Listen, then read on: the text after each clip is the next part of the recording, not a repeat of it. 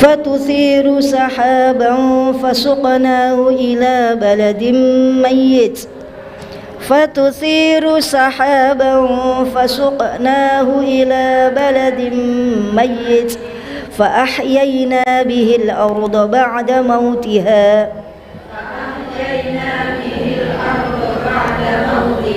بعد موتها كذلك النشور. Ayat 8 minta tolong dibaca artinya, Ibu. Ya, silakan. Afaman, maka apakah pantas orang yang dijadikan rasa indah perbuatan buruknya nggih, lalu menganggap baik perbuatan itu? nggih. Sesungguhnya Allah menyesatkan siapa yang Dia kehendaki dan memberi petunjuk kepada siapa yang Dia kehendaki. Maka jangan engkau Muhammad biarkan dirimu binasa karena kesedihan terhadap mereka. Ya. Sesungguhnya Allah Maha mengetahui apa yang mereka berbuat. Nggih. Orang-orang mengira bahwa mereka baik, tapi sesungguhnya mereka itu tidak baik. Allah yang tahu Muhammad, maka jangan engkau sedih. Mereka itu seolah-olah bantu kamu, tapi tidak Muhammad. Mereka pamer. Allah yang tahu, maka jangan kamu sedih. Ayat selanjutnya, Bu siapa? Ibu? Atau yang bawa Quran? Ya, monggo. Ayat yang 9 ini ketika sahabat bertanya, ya Rasul, nanti kalau kiamat itu kayak gimana sih bumi? Itu. Wallahu. Dan Allah yang mengirimkan angin. Angin? Lalu angin itu menggerakkan awan. Nggih. Maka kami arahkan awan itu ke suatu negeri yang Mati. Lalu dengan hujan itu kami hidupkan bumi setelah mati. Nggih. Seperti itulah kebangkitan. Nggih. Nanti kita dikumpulkan tuh kayak gitu. Kamu pernah lihat bahwa tanah itu kering? Ini ada sahabat bertanya, nanti gimana sih kiamat itu, kan kita udah mati, terus kita kok bisa ngumpul lagi dihidupkan kayak gimana? Terus kanjeng Nabi, Allah itu ngutus angin bawa hujan, bawa awan yang isinya air hujan, lalu hujan itu jatuh ke bumi yang mati, bumi yang tandus. Kamu pernah lihat? Kita kalau kemarau kan rumput-rumput tuh jadi kering.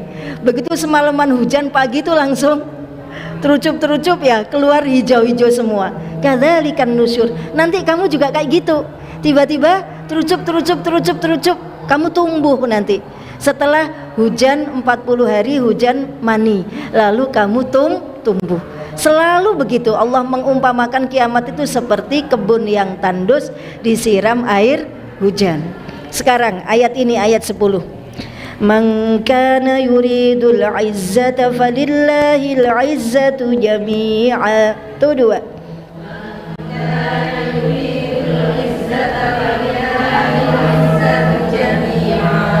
Ilaihi yas'adul kalimut thayyib wal 'amalus shalihu yarfa'uhu والذين يمكرون السيئات لهم عذاب شديد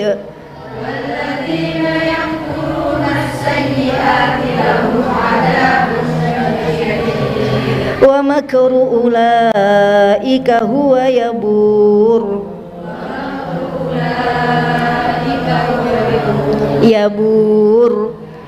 Yabur, silakan artinya, monggo. Ibu, ya. Ada artinya di situ? Wonten, nggih.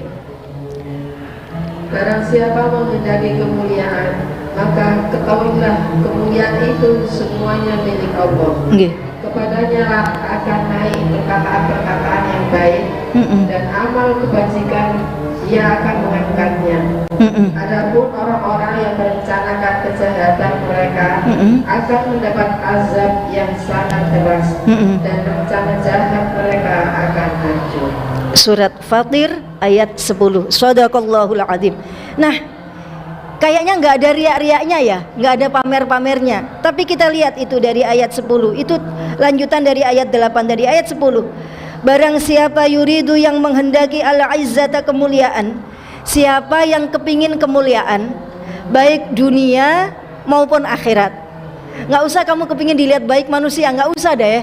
Kalau kamu kepingin dilihat baik manusia, itu kan kamu pingin dianggap sebagai orang yang mulia, gitu. Maka Allah langsung ngomong begitu, siapa yang pingin dianggap baik, lalu dia pingin mulia di dunia, mangkana yuridul izzah, kemuliaan. Izzah itu artinya kemuliaan. Jadi punya anak perempuan dikasih nama Izzah, itu artinya mulia. Doa orang tua agar anaknya menjadi orang yang mulia, Izzah. Kemudian falillahi maka milik Allah al-izzatu, kemuliaan dunia akhirat. Kemuliaan itu milik Allah jami'an, seluruhnya gitu. Bisa paham ini? Kamu sodakoh, ndak usah kepingin diarani loman. Loman itu kan mulia, mulia di dunia kan. Kepingin dianggap saya ini orang yang loman, maka saya sodakoh. Kepingin saya dianggap istri yang solihah, tiap pulang saya kepingin suami saya itu melihat saya sedang ngaji, padahal tadi nonton, tapi begitu suami pulang kita pura-pura ngaji. Pingin dianggap sebagai istri yang solihah, mulia. Nggak usah begitu, karena kemuliaan itu datangnya dari siapa? Allah. Kalau suami kamu mau meninggalkanmu, ya meninggalkan aja. Mau kamu solihah, nggak solihah, kalau Allah lagi menggerakkan hatinya untuk meninggalkanmu, ya dia meninggalkanmu gitu.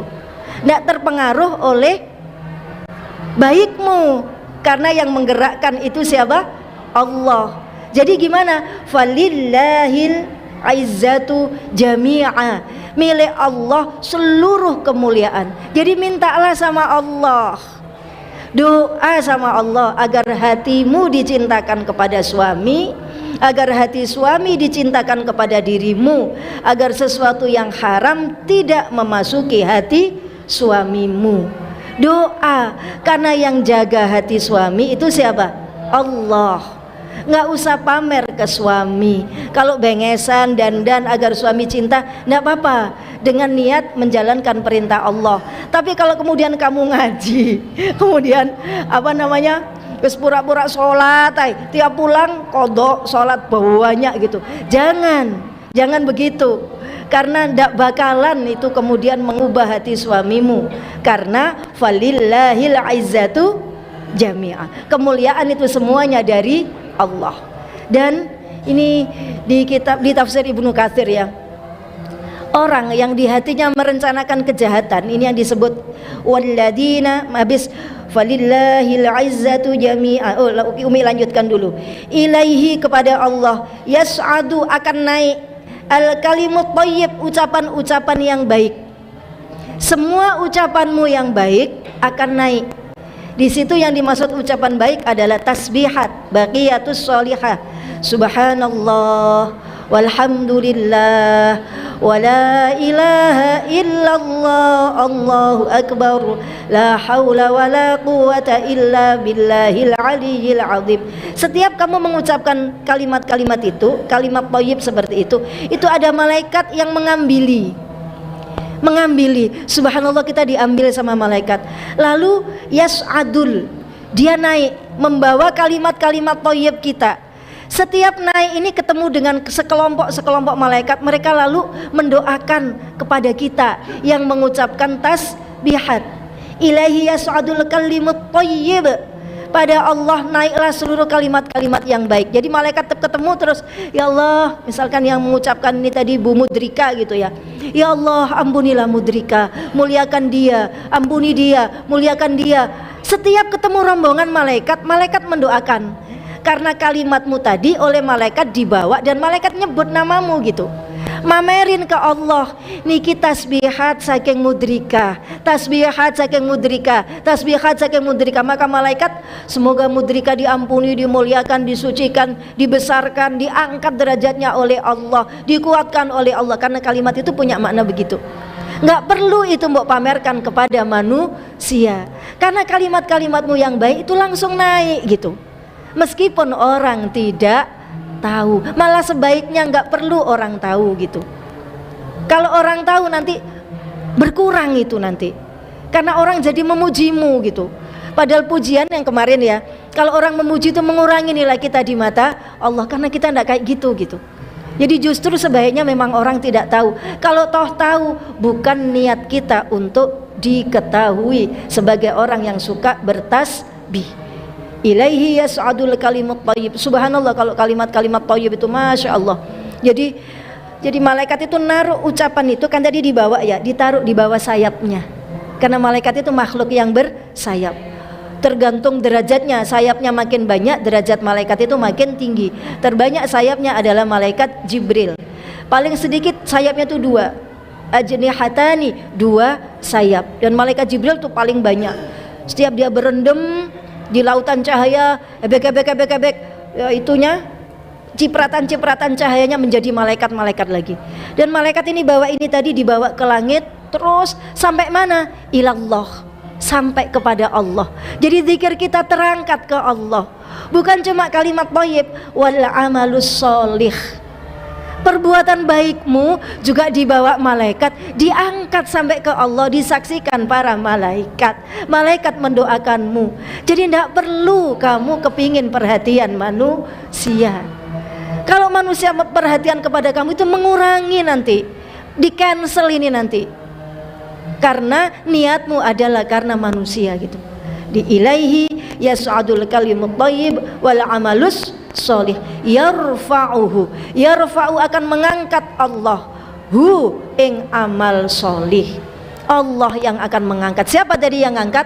Malaikat. Nanti setelah kalimat thayyib, perbuatan baik itu diaras sampai ke Allah di aras, lalu Allah muji-muji. Ini dari Mudrika, ini dari Erika, ini dari Bu Ida, ini dari Bu Harriet, ini dari semuanya tuh disebut namanya satu-satu oleh Allah. Lalu malaikat mendoakan. Itu yang dimaksud dengan amal-amal soleh itu terangkat ke langit. Maka ketika kita mau ngaji kan selalu berdoa, ya Allah, sungguh kami berlindung dari amal-amal yang tidak terangkat.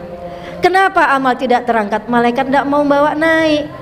Karena amalnya bukan alamatnya ke Allah, alamatnya ke bumi, bukan alamatnya ke langit. Maka tidak mungkin yarfa'u, tidak mungkin terangkat. Allahumma sholli wa sallim ala sayyidina Muhammad. Kemudian ada yang sebaliknya, tidak seperti itu. Walladzina, dan orang-orang yamkuruna, yang mereka merencanakan jahat. Yamkuru itu artinya makar, menipu.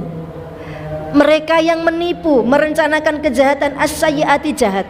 Mereka sebetulnya niatnya jelek, kepingin duit, kepingin kekuasaan, kepingin punya power, kepingin dihormati manusia, kepingin dicintai manusia. Itu sesuatu yang sangat remeh di mata Allah. Itu namanya sayyiat. Lahum, bagi mereka itu azabun, siksa syadidun, yang sangat keras. Jadi orang-orang yang menyembunyikan niat buruknya di dalam hatinya, kemudian dia seolah-olah baik, seolah-olah bertasbih, seolah-olah beramal soleh, tapi dia niatnya bukan untuk Allah, tapi justru untuk dunia. Itu bagi mereka azabun syadid.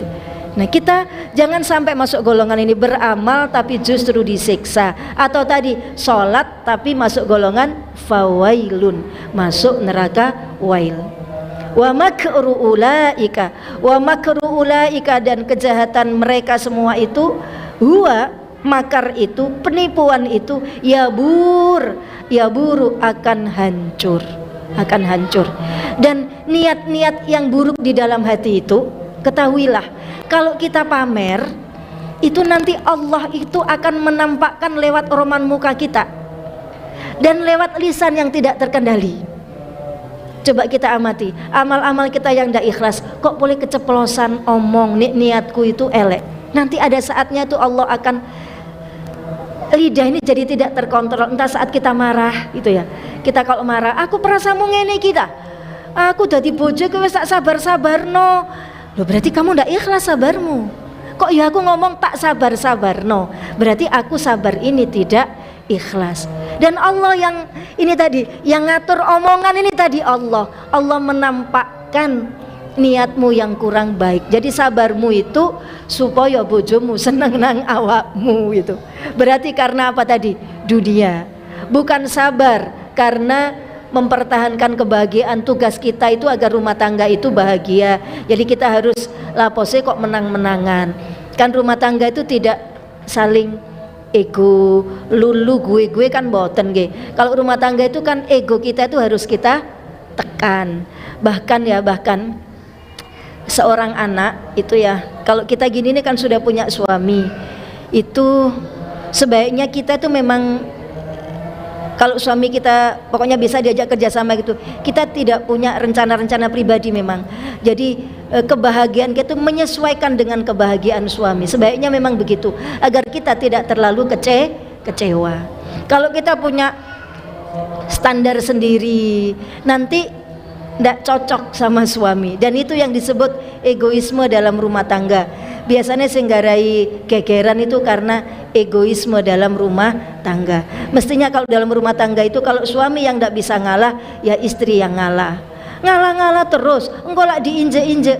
Iya kalau ngalahmu karena dia, tapi kalau ngalahmu karena perintah siapa? Allah. Ini tadi, ilaihi yas'adul kalimut thayyib wal amalus sholih yarfa'u. Allah angkat doamu, Allah angkat sabarmu, rasa pahitmu ketika engkau tidak mengikuti keinginanmu, itu diangkat oleh Allah. Doamu jadi makbul karena engkau al-mazlum. Doanya orang mazlum itu la turaddu, tidak tertolak. Doamu makbul.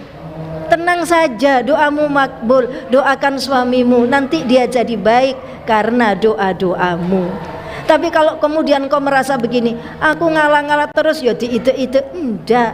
Itu ngalah diide-ide itu kalau ngalahnya karena manusia, bukan ngalahnya karena sabar karena Allah. Berat nih? Tidak berat. Kalau kita sudah ngaji ini insya Allah tidak berat. Kita paham ini tadi bahwa seluruh amal-amal yang karena Allah itu akan apa tadi?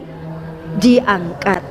Dan yang tadi, yang awal tadi, falillahil izzatu jami'a. Kemuliaan, cinta suami, penghormatan anak, ketaatan anak, semuanya itu dari Allah. Dan kita bisa minta kepada Allah. Kemudian bahwa penipuan itu nanti akan ditampakkan oleh Allah. Jadi percayalah, nek kamu tidak ikhlas, nanti ada titik tertentu yang itu akan diketahui. Keluar nanti, keluar baik dalam roman muka. Wong ndak ikhlas iku suwe-suwe ketok nek mukae gitu. Biasane guyu itu ya, guyu nek ikhlas tuh kelihatan. Iki guyu ikhlas, apa guyu karena kamera, apa guyu karena kepeksa. Itu kelihatan kan? Senyumnya tuh nggak enak banget, aku nggak nyaman banget. Meskipun tersenyum kok nggak nyaman. Ada ketidakikhlasan atau hatimu yang kurang ikhlas menerima senyum itu begitu. Jadi tampak di tafsir Ibnu Katsir tentang ayat ini, coba dibaca nanti. Allah akan menampakkan niat-niat yang tidak baik itu pada apa tadi? Roman muka dan ucapan-ucapan yang tidak terkontrol. Nek moring-moring itu loh baru ketok metu kabeh ya. Ya Allah, jadi selama ini begitu ya gitu. Keluar semua. Itu buruknya kita tampak kalau kita sedang marah. Makanya kita kalau marah itu ojo ngomong nggarai wis elek tambah elek. Mendelik ae elek, apa maneh ditambahi ngomong. Marano anake wedi sing dieling-eling mamahe pas muring-muring, difoto, cekreng. Itu siapa itu? Mak lampir. Ya. Sekarang ayat yang ketiga. Ayat pertama sudah jelas ya tadi bahwa sholat pamer itu masuk golongan orang yang celaka. Dan tidak pantas kita sholat itu pamer. Kenapa? Karena sholat itu apa tadi? Doa.